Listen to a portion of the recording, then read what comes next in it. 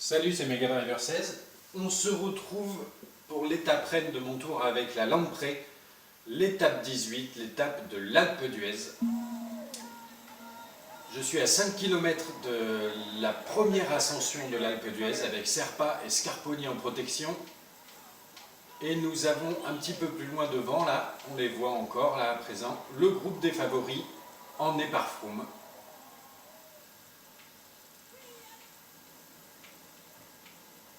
Et vu le classement général, je n'ai plus beaucoup d'alternatives sur cette étape, à savoir jouer autre chose que le jaune, ça ne sera pas le cas. Serpa qui n'a plus qu'une minute d'avance sur Froome au général. Je dois me concentrer uniquement sur son maillot jaune, au détriment potentiellement de Scarponi, son maillot à pois, sa deuxième place au général. Mais là, c'est trop tendu et Froome ne va pas se laisser faire. Ah, il y a un petit regroupement là. Je peux repasser le petit braquet. Froome qui s'est mis derrière. Il arrête de mener le groupe. C'est Evans, je crois, qui le fait là, à l'heure actuelle. C'est pas mal. Et oui, on a Belkadri aussi qui est 6 minutes 55 devant en échappée.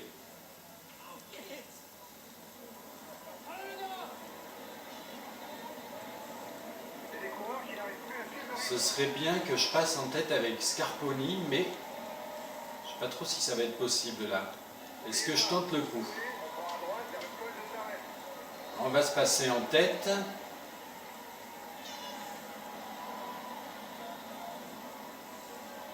Enfin en tête, derrière Kadri, mais ça ferait toujours ça de prix. Allez, Scarponi, je prends la main avec lui et on va essayer de passer en tête. Déjà, je vais lui donner ses ravitaillements par la même occasion. Il faudrait que Serpa réussisse à suivre. Et donc oui, pour le maillot à pois de Scarponi,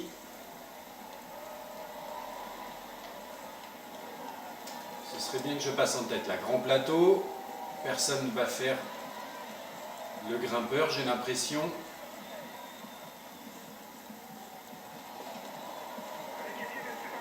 Je lui fais prendre son deuxième ravitaillement et c'est bon. Je reprends la main avec Serpa, j'espère qu'il n'a pas grillé trop de jaune. On va demander rapidement à Scarponi de venir me protéger.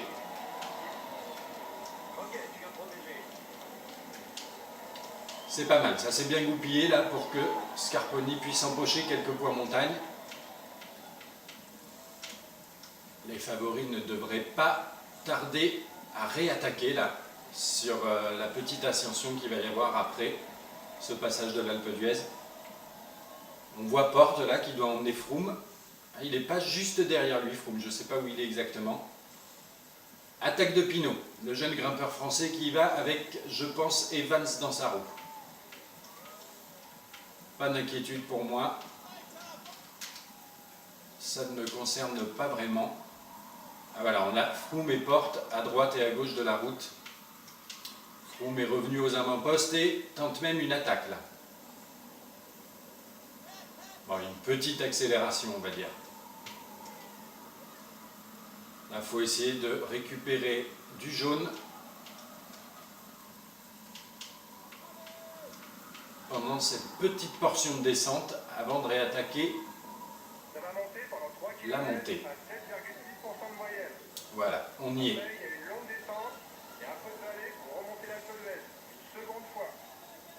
C'est combien? C'est un col de catégorie 3. C'est pas la peine que je fasse l'effort avec Scarponi. Trop peu de points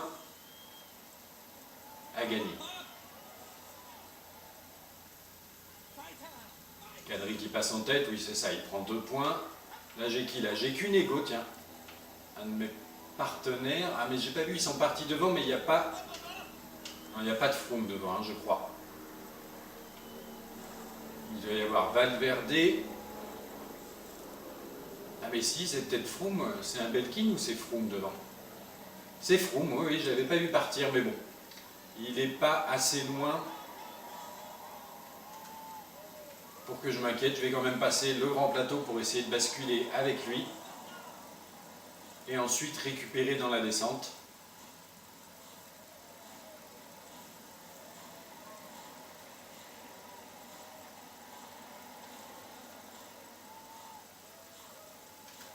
J'ai plus la peine. Ah là là, Tendam qui va prendre le point qui manquait à Scarponi. C'est pas grave, ce n'est qu'un point. Allez, la descente, et là sur la descente, va falloir faire chauffer les freins. effectivement, va falloir faire chauffer les freins et récupérer surtout le jaune. Est-ce que Scarponi est toujours en protection? C'est bien ça? Ça voudrait dire que peut-être qu'on va pouvoir prendre quelques mètres d'avance, je ne sais pas. En tout cas, la Rodriguez est bien avec nous, ainsi que Tendam, ainsi que tout le monde derrière, je pense, oui. Ils sont bien là, un groupe de favoris. Il faut que j'arrête de regarder derrière, hein, je me le dis souvent, mais je ne l'applique pas. Allez, ça récupère pas mal là. Je tâte, hein, je suis en train de réfléchir en direct. Est-ce que je tenterai pas de faire la fin de la descente avec Serpa? Alors ça condamnerait un peu Scarponi et son général, mais il ne faut pas que j'oublie que mon objectif, avec seulement 1 minute d'avance sur Froome, c'est le jaune avec Serpa, donc j'hésite. Le jaune est revenu.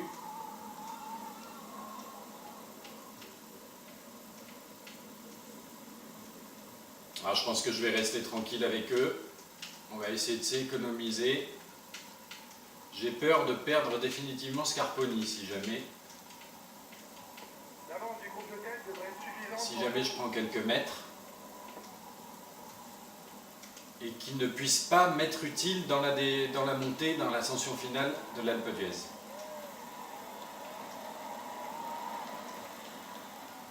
En tout cas là on a récupéré tout le jaune. C'est pas mal, hein. On pourra dire que la première ascension s'est quand même raisonnablement bien passée. Ne comptez plus sur lui.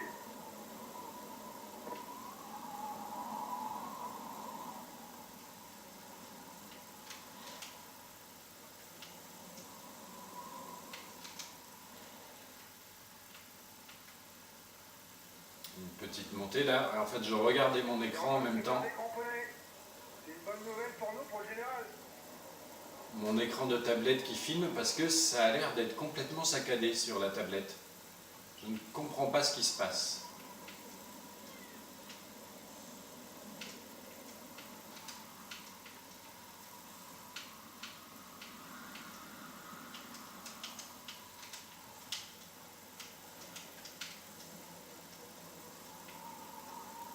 Bon, je pense qu'on va se retrouver au pied de l'Alpe d'Huez parce que là, il ne va pas y avoir vraiment d'intérêt sur cette fin de descente.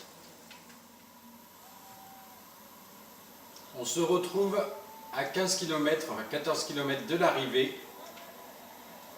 On va bientôt entamer la dernière ascension, la deuxième et dernière ascension de l'Alpe d'Huez. Comme prévu, pas très intéressant la descente, hein. On va jusqu'au sommet de l'Alpe d'Huez. 13,8 km d'ascension à 8,1%. Kadri a toujours 5 minutes 11 d'avance. Et là, avec Scarponi en protection, Serpa doit défendre son maillot jaune. Et tout de suite, comme on peut le voir, Froome lance les hostilités. Je fais l'effort, je mets le grand plateau pour revenir avec eux, avec la protection de Scarponi.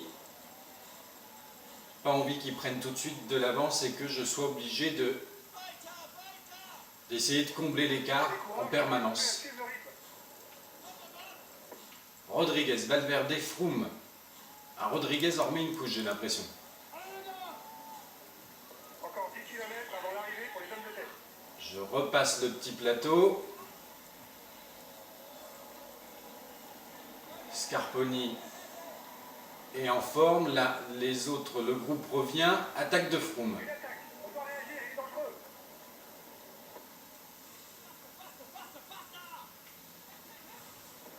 Attaque. Attention, c'est pas le moment de se regarder.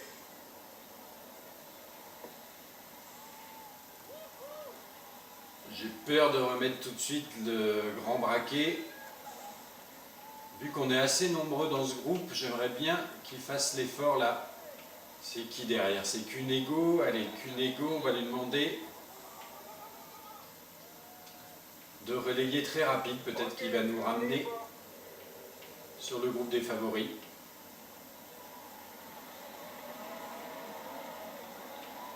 On passe sous la bannière des 10 km. Allez, 10 km à bien gérer pour Serpa, le Colombien de la Landpré, porteur du maillot jaune, avec une petite minute d'avance sur Froome, qui mène les hostilités devant. Hein. C'est lui en tête du groupe. Ah, je me fais ralentir là, je suis pris dans les embouteillages, c'est pas bon ça.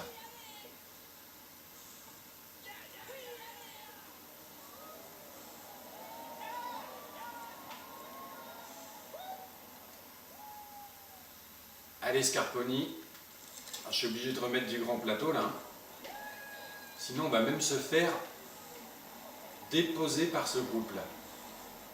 Ce groupe des bons coureurs, hein, on peut l'appeler comme ça. Il y a encore assez nombreux, ça va sûrement s'écrémer là, mais en tout cas pour le moment, il résiste bien. Et c'est moi qui ne vais pas résister si je continue comme ça là. Cunego en tête de ce groupe justement a fait la jointure, c'est pas mal ça.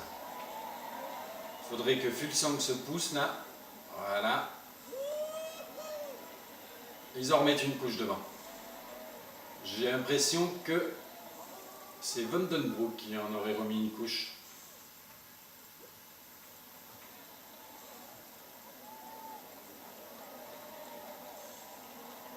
Cunego qui fait toujours le travail devant. Ce serait bien que je puisse revenir à l'avant de ce groupe, mais ce n'est pas le cas pour le moment.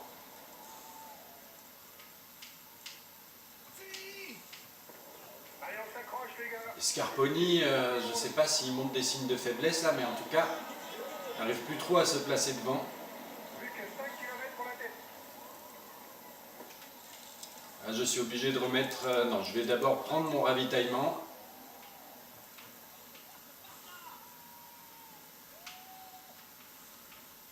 Ah, ça va être dur là. Hein. Là, j'avoue que je ne suis pas très confiant pour mon maillot jaune. Vu l'avance qu'ont pris les Froome et compagnie, mais enfin surtout Froome, les autres ne m'intéressent pas. Allez, 5 km de l'arrivée. On s'est replacé un petit peu à l'avant du groupe, c'est qui commence à fatiguer sûrement. Cunego qui fatigue, on dirait. Allez, Scarponi qui a encore un peu de force. 4 km, allez, à 4 km 5, je vais mettre le grand braquet. C'est parti. On va voir si Scarponi peut un peu m'aider, j'en suis pas sûr. Oula, mais ils sont loin devant. Ils sont très très loin. Scarponi fait l'effort quand même. Hein. Je l'ai vu là en danseuse derrière, mais il ne peut plus. Il doit être cramé. Et moi, ça va pas tarder à cette allure. Le jaune descend très vite. Et surtout, je ne les vois toujours pas. Ils ont vraiment lancé des hostilités devant. On revient sur un Europe Car. Ah ça va, je les vois là. Enfin, je les vois, mais on sait qu'entre l'écart visuel et le temps décompté, il y a une énorme marge. 2 km 8. Il va falloir compter avec le sprint, hein, parce que dans le dernier kilomètre, ils vont y aller à fond. Je pense que ça doit être Roland sur lequel on revient là. Échappé, c'est à 1 km de la ligne d'arrivée. Ouais, c'est Pierre Roland. Allez, je repasse le petit braquet, le temps de prendre mon ravitaillement. Derrière c'est clairsemé. Hein. À l'avant, il y a Rodriguez, Valverde, Quintana, je pense. Et victoire de Kadri. Allez, là, faut y aller. Il reste 1 km. Serpa qui fait l'effort en danseuse.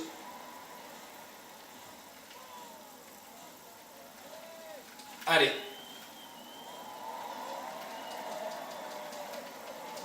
Froome qui passe deuxième. Le temps est bien décompté. La Quintana est 6e place pour Serpa. 30 secondes devant Froome. C'est honnête, mais c'est quand même la moitié de mon capital temps de perdu déjà sur cette étape de l'Alpe d'Huez. A plus tard. Le maillot jaune donc toujours sur les épaules de mon Colombien Serpa.